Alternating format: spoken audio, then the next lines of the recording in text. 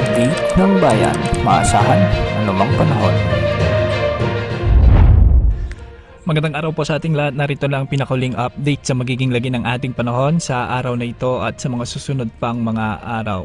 Sa kasalukuyan ay patuloy na umiiral ang easterlies o ang mainit at mahalumigmig na hangin nagmumula sa silangan na siyang nakakaapekto sa malaking bahagi ng ating bansa sa ngayon. Para sa lagi ng panahon sa Zamboanga Peninsula, Palawan, Lanao del Norte, Lanao del Sur, Misamis Occidental at Basilan, inaasahan ang maulap na kalangitan na may mga kalat-kalat na pagulan at pagkidlat pagkulog, dulot pa rin ito ng umiiral na easterlies. Ang mga pagulang ito ay maaring maging katamtaman hanggang sa malalakas sa ilang lugar, kaya may banta pa rin ng mga biglaang pagbaha at pagguho ng lupa, lalo na sa mga lugar na bulubundukin at mabababang lugar. Samantala, para naman sa Metro Manila at nalalabing bahagi ng bansa, makakaranas naman ng bahagyang maulap hanggang sa maulap na kalangitan na may mga panakanakang pagulan o thunderstorms.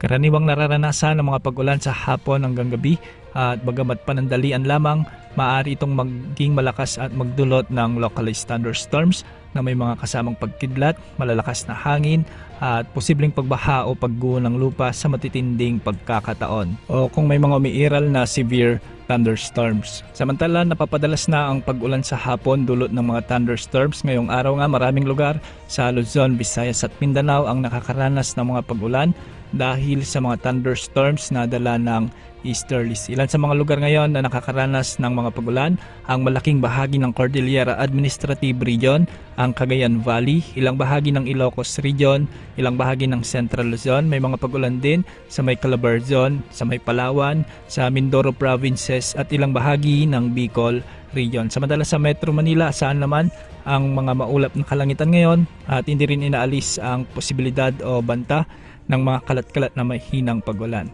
Para naman sa Visayas, may mga pag-ulan din ngayon sa may Panay Island, sa kanlurang bahagi ng Negros Island Region, sa kanlurang bahagi ng Bohol, at para naman sa Mindanao, malaking bahagi ng Northern Mindanao, Sorsogon at Zamboanga Peninsula ang nakakaranas ngayon ng maulap na kalangitan na may mga kalat-kalat na mga pag-ulan. Ganitong panahon din ang inaasahan sa ilang bahagi ng Davao Region. Bagamat maraming lugar ang nakakaranas ng mga pag-ulan, inaasahang mataas pa rin ang heat index bukas, araw ng Miyerkules, kaya manatiling hydrated at umiwas muna sa matirik na araw kung kinakailangan. Sa kasalukuyan, wala tayong minomonitor na bagyo o LPA sa loob o labas ng ating Philippine Area of Responsibility at wala ring nagbabantang bagyo na manalasa o makaapekto sa ating bansa sa susunod na 5 araw.